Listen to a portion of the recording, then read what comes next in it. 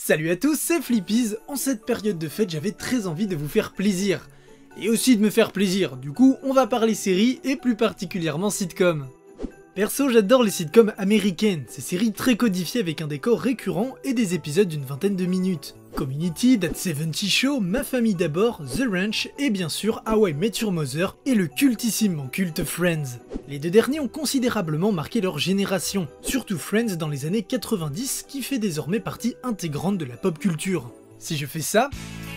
Voilà, ces quelques notes suffisent aux non-initiés à reconnaître la série et aux fans à se remémorer de nombreux souvenirs passés en compagnie du groupe d'amis au Central Perk. How I Met a quant à elle marqué les années 2000, et si je devais choisir entre les deux séries, et je dois avouer la préférer à Friends. Parce que oui, ces deux séries sont constamment comparées et How I Met est régulièrement accusé d'avoir lourdement plagié son ancêtre. Et pour cause, les deux séries partagent énormément de points communs. Mais s'agit-il vraiment de plagiat? Est-ce que cela n'aurait pas un sens plus profond? Eh bien c'est ce à quoi on va s'intéresser dans cette vidéo. Bien sûr je vous conseille d'avoir vu les deux séries puisqu'il risque d'y avoir énormément de spoil. Après si vous avez vu une poignée d'épisodes des deux séries, ça devrait suffire pour que vous puissiez comprendre la vidéo. Sur ce, c'est parti.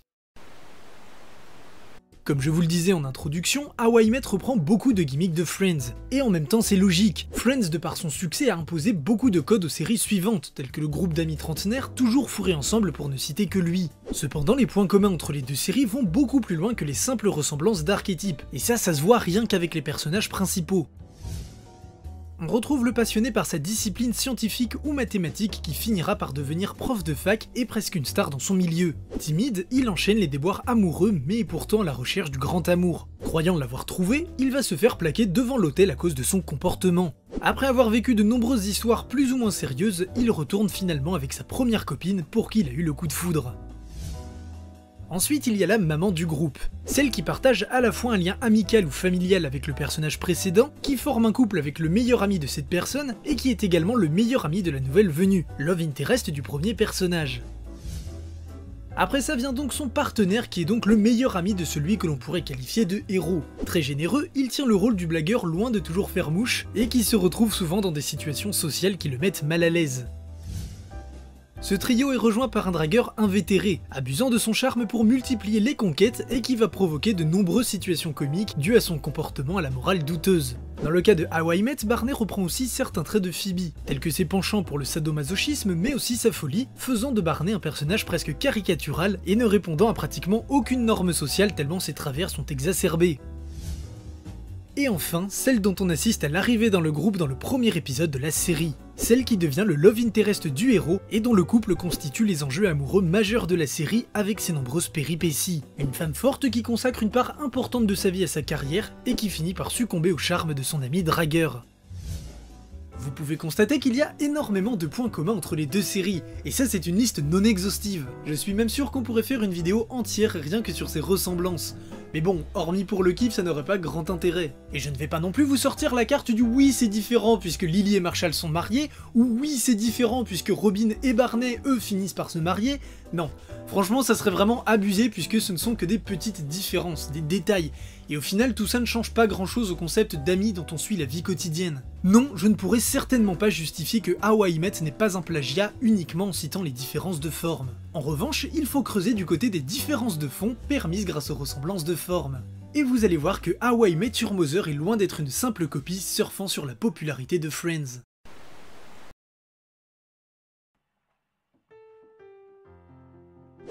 La première différence et non des moindres est l'essence même de la série, l'humour. Friends joue beaucoup sur le comique de situation et les dialogues, les bases d'une sitcom, nom qui est la contraction de situation comedy en anglais. D'ailleurs, je trouve qu'à ce niveau, Friends a assez mal vieilli, puisque beaucoup de blagues sont basées sur la moquerie, et j'avoue avoir été plutôt mal à l'aise en re-regardant certains épisodes. Le problème principal étant bien souvent qu'on se moque d'une différence qui peut assez vite blesser les personnes concernées, ou qui sont juste de gros clichés dénigrants. Par exemple, la plupart des blagues autour de l'obésité de Monica se résument à « c'est drôle parce qu'elle est grosse ». L'exemple le plus marquant selon moi est le générique réalisé pour les 2 épisodes spéciaux sur la vie alternative du groupe d'amis. Dans cette vie, Monica n'est jamais devenue la jeune fille mince que l'on connaît d'ordinaire. Et donc dans le générique, le gag du personnage est de s'asseoir sur l'extrémité du canapé et de le faire pencher à cause de son poids. J'imagine que ça peut vous sembler n'être qu'un détail, mais dès le générique, l'intérêt humoristique de Monica n'est réduit qu'aux blagues sur son poids. D'autant plus que durant ces 2 épisodes, Monica s'est transformée en vieille fille n'assumant pas du tout son poids. Et cela m'amène à me demander si la force de caractère de la Monica mince n'est due qu'à son apparence physique. Je trouve vraiment dommage de l'avoir réduit à ça, surtout qu'au terme de ce double épisode, Chandler, plus ou moins humoriste raté dans cette version, finit par tomber amoureux de Monica malgré son poids. Une manière de dire que Chandler n'aime pas Monica uniquement parce qu'elle est mince dans la série. Mais dans ce cas, pourquoi avoir fait de son poids un problème? Est-ce que ça aurait été trop compliqué que ce soit la principale concernée qui s'accepte, en devenant la femme forte que l'on connaît dans le reste de la série, avec quelques kilos supplémentaires? De cette manière, ça nous aurait montré que malgré un chemin différent, Monica serait tout de même devenue une femme forte qui finit par s'assumer peu importe son apparence. Pas simplement une femme en surpoids qui a honte d'elle mais finit quand même par trouver un mec pour se marier. Et ce genre d'exemple, il y en a à l'appel. Dès que Ross parle de science, on est à 2 doigts de l'insulter parce que c'est soi-disant inintéressant. Lorsque Phoebe fait part de ses différences, elle est bien gentille, mais on en a quand même un peu honte. Les gars du groupe font constamment des allusions au fait d'être des vrais mecs virils, ou encore c'est bien évidemment le plus stupide et le plus immature qui est le seul à lire des BD. Après, pas d'acharnement inutile non plus. Je pense que toutes ces blagues que l'on pourrait qualifier de grossophobes, machistes et plus généralement discriminantes sont à imputer au contexte de l'époque. En effet, je ne pense pas que ces blagues aient été pensées pour être méchantes ou discriminantes, elles sont surtout le reflet des mentalités de l'époque où la moindre différence pouvait être sujet à moquerie. La preuve c'est que Friends a beaucoup d'avance sur son temps en abordant des sujets très controversés encore aujourd'hui. On parle d'une série qui, dès le premier épisode de la première saison en 1994, aborde le sujet de l'homosexualité avec le couple Carol-Suzanne et par la même occasion du divorce, 2 sujets qui seront beaucoup mis en avant lors des premières saisons. Et cette fois à la fin de la série, Chandler et Monica permettront ensuite d'aborder l'infertilité et l'adoption, 2 autres sujets eux aussi plutôt sensibles. Preuve donc que la série n'était pas mal intentionnée, et idem pour la version alternative de Monica en surpoids. J'imagine que cette version a aussi permis de mettre en avant le mal-être que peuvent ressentir les femmes ayant du mal à assumer leur poids dans notre société. Mais toutes ces bonnes intentions n'excusent pas tout non plus. En revanche, je comprends comment on a fini par avoir autant de situations moqueuses qui peuvent paraître limite à notre époque. Le succès de Friends vient aussi du fait que ces personnages aient été créés afin de toucher une majorité de spectateurs, donc pour qu'un maximum de personnes puissent s'identifier au groupe. Les personnages ont été écrits en ratissant des valeurs larges partagées par une majorité de citadins américains. Ainsi on se moque donc des différences de ceux qui ne rentrent pas dans le moule, donc des minorités. Et le problème majeur de tout ça, c'est que c'est discriminant, et surtout très stigmatisant pour les personnes concernées, et ce même si le but premier est de faire une simple blague. How I Met Your Mother se distingue par l'utilisation d'un humour beaucoup moins lié à son époque, l'absurde. Après la série n'est finie que depuis 4 ans, c'est donc difficile de savoir comment elle résistera au temps. Je pense notamment au fait qu'il n'y ait pratiquement aucun personnage principal noir. Ce manque de représentativité au XXIe siècle est un défaut non négligeable, mais c'est un tout autre débat. Pour en revenir à son humour, How I Met se distingue de Friends du fait que l'on rigole beaucoup plus souvent avec une personne plutôt que d'une personne. Et c'est là toute la différence. Le problème de discrimination que je viens d'évoquer avec Friends vient aussi du fait que l'un des 6 amis est généralement moqué par les 5 autres. Du coup, des propos moqueurs voire blessants ne sont généralement pas remis en question par la série, même si à la base la série ne souhaite pas tailler sur ce point. Pour reprendre l'exemple de Ross et de sa passion pour les sciences, ses amis vont souvent l'interrompre brutalement en prétextant que c'est chiant et que personne ne comprend rien. Ça c'est l'avis de ses amis. Sauf qu'à aucun moment la série ne va remettre en question que les sciences sont chiantes autrement que par la passion de Ross. Au final, les propos de ses amis n'étant pas remis en question, ils deviennent inévitablement ceux de la série, qui nous amène à une forme de stigmatisation de ceux qui aiment les sciences, puisqu'ils vont d'abord être perçus comme des personnes chiantes. Les personnages de How I Met se moquent eux aussi régulièrement d'un de leurs amis. En revanche, les sujets de vannes portent sur des sujets moins généralistes et donc beaucoup moins clivants. Là où on se moque de ceux qui aiment les sciences avec Ross, on se moque simplement de Ted qui force toujours avec ses histoires à rallonge et qu'il répète pour la plupart tout le temps. De plus, des propos durs sont ceux des personnages et non ceux de la série. Le meilleur exemple c'est Barney qui se moque régulièrement de ses amis, mais il est aussitôt taillé par les personnes visées, ou par un autre de ses amis, une manière de montrer que la série ne cautionne pas son comportement. Et comme je le disais, How I Met mise sur l'absurde, on ne rit donc pas des personnages, mais des situations loufoques qu'ils provoquent. Pour reprendre le cas de Barney, on ne rit pas de ses propos misogynes, mais du décalage qu'il provoque à cause de ses principes douteux qui s'opposent à ceux de ses amis. La différence est donc très importante, puisque personne ne fait l'objet de moqueries. Après, je ne dis pas que ce n'est jamais arrivé durant les 9 saisons, mais c'est clairement minoritaire par rapport à Friends. Malgré de nombreuses ressemblances, la caractéristique principale de leur genre est très différente, ce qui en fait déjà 2 séries bien différentes. Et ce n'est pas le seul point qui les démarque.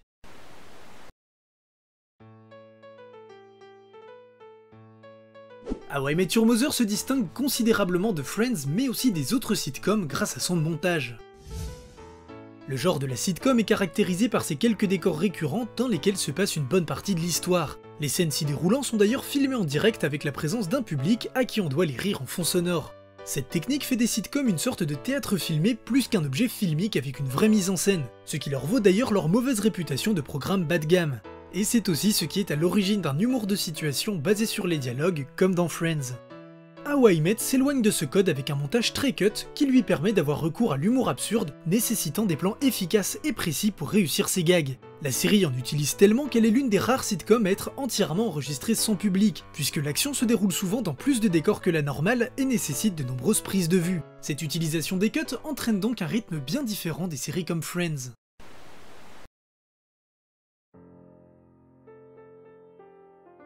Là encore, les deux séries sont considérablement différentes. Friends raconte son histoire de manière assez classique, puisqu'elle se déroule dans le présent la majeure partie du temps. On a droit à quelques flashbacks et le fameux futur alternatif ayant eu lieu durant le double épisode évoqué un peu plus tôt. C'est un choix cohérent par rapport aux méthodes de tournage et au style de montage, qui rend l'histoire de Friends la plus réaliste possible en ne montrant que des moments ayant vraiment eu lieu. Si un personnage évoque un mensonge ou une histoire truquée, elle n'est que racontée, jamais montrée à quelques rares exceptions. A l'inverse, How I Met s'éclate à bousculer la narration. Premier changement par rapport à Friends, l'histoire est un gigantesque flashback raconté par Ted depuis l'année 2030. Cela permet de s'amuser de plein de manières possibles avec le rythme de l'histoire. On a droit à des flashbacks dans des flashbacks, des scènes totalement imaginées par les personnages, mais aussi des sauts dans le futur et dans des futurs alternatifs inventés par les personnages. Ou bien encore plein de gags justifiés par le fait que Ted oublie des parties mineures de sa vie ou n'a tout simplement pas participé à certains événements. Ainsi on a eu droit à un build-up d'un gag sur la présence d'une chèvre à l'anniversaire de Ted, pour se rendre compte à la fin qu'elle n'était présente qu'à son anniversaire suivant. De plus, cela permet de désamorcer des situations dans l'impasse, telles que la fuite de Marshall pour aller en boîte lorsqu'il saute de son appartement pour atterrir sans une égratignure. En plus de cela, How I Met use beaucoup de cartons d'informations pour les histoires de Barney, qui constituent une mine d'or pour les gags de la série. Enfin, en tant que narrateur, Ted change la manière d'appréhender l'histoire pour les spectateurs. Dans le cas de Friends, on ressent la présence du quatrième mur. On assiste à la vie du groupe d'amis qui évolue au fil du temps, sans vraiment savoir à quoi cela va aboutir. Dans How I Met, en revanche, on est spectateur au même titre que ses deux enfants, ce qui nous donne l'impression d'être intégré à l'histoire, notamment par le biais des commentaires et des interventions de Ted sur son récit. Le premier épisode nous laisse croire que Robin est le grand amour de Ted, hypothèse démontée dès la fin du premier épisode lorsqu'il l'appelle Tante Robin. Ici on savait donc plus ou moins comment la série allait se terminer, enfin c'est ce qu'on croyait, et les scénaristes jouent justement là-dessus avec beaucoup de retournements de situation, notamment la fugue de Lily, le mariage de Robin et Barney, et bien sûr le décès de Tracy, qui nous amène d'ailleurs à la dernière grosse différence entre les deux séries.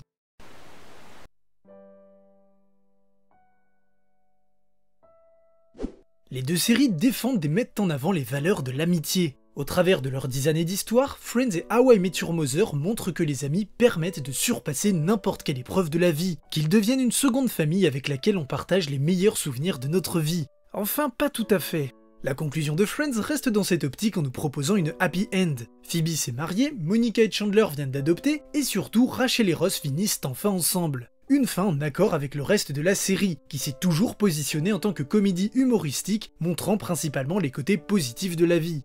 How I Met en revanche a proposé une fin beaucoup plus triste mais tout aussi en accord avec le reste de son histoire. Et oui, cette sitcom, bien qu'étant aussi une comédie humoristique, est également très portée sur le drame. Une manière pour les créateurs de nous dire que oui, l'amitié est géniale et qu'elle rend la vie bien meilleure. Mais la vie reste la vie et elle peut parfois se montrer très cruelle. Comme s'ils souhaitaient nous dire que les happy ends sont malheureusement bien souvent réservés à la fiction. Et cette différence de fond justifie selon moi toutes les ressemblances de forme que l'on pourrait confondre avec un plagiat de Friends. Les créateurs de How I Met ont d'abord mis l'accent sur les ressemblances avec la série référence du genre pour mieux mettre en exergue les différences de son message, comme s'ils cherchaient à nous dire qu'ils n'étaient pas d'accord avec la happy end de Friends.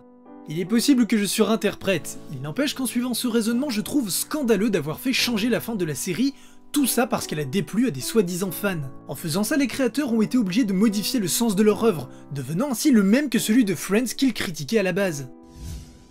Pourtant, c'est justement ce que j'adore dans cette série, sa part de drame qui la rend d'autant plus marquante. J'ai rarement autant ri qu'en regardant How I Met, mais les scènes qui m'ont le plus marqué sont les plus tristes, justement parce que ça crée encore plus de contraste avec le reste de la série. L'épisode de la mort du père de Marshall est juste parfait. Il joue sur la révélation qu'attend Marshall à propos de tests médicaux grâce à un compte à rebours subtil, nous faisant finalement croire à une bonne nouvelle, alors que finalement il se termine sur un drame totalement imprévu. Idem avec l'épisode où Ted prend conscience qu'il est seul au bar. À ce moment-là, il explique à ses enfants que s'il avait pu, il aurait été voir leur mère 45 jours avant leur rencontre. Épisode qui prend tout son sens lorsque, une saison plus tard, on découvre enfin la conclusion de l'histoire de Ted.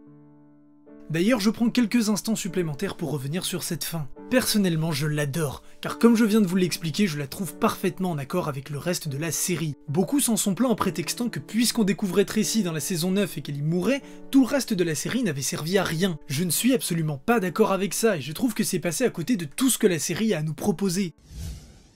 Comme l'explique Ted depuis les années 2030, toutes les histoires qu'il nous raconte nous montrent les épreuves qu'il a dû traverser pour évoluer et devenir celui que Tracy aimera ensuite. Le message est également très fort lorsqu'on se rend compte que toute cette histoire est une manière implicite pour Ted de demander à ses enfants s'ils accepteraient qu'ils sortent avec leur tante Robin.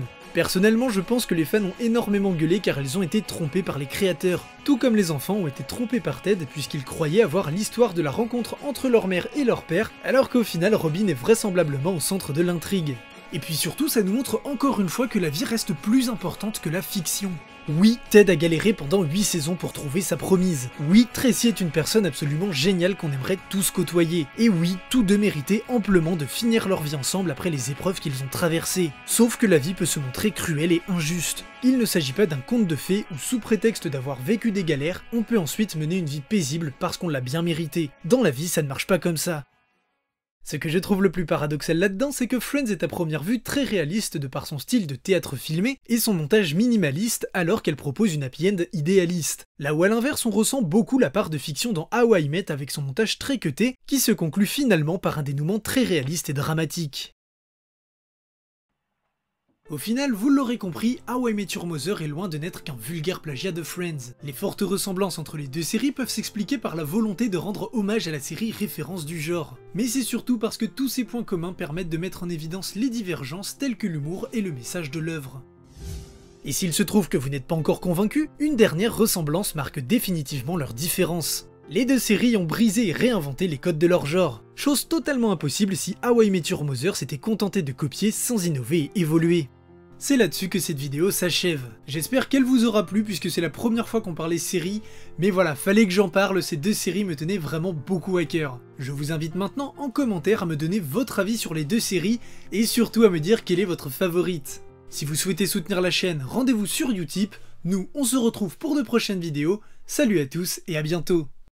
Merci d'avoir regardé cette vidéo. Pour plus de contenu, je t'invite à cliquer sur les vidéos qui s'affichent. Et pour ne pas manquer les prochaines, il te suffit de t'abonner et d'activer les notifications. Tu peux également nous retrouver sur Twitter, Instagram ou Facebook.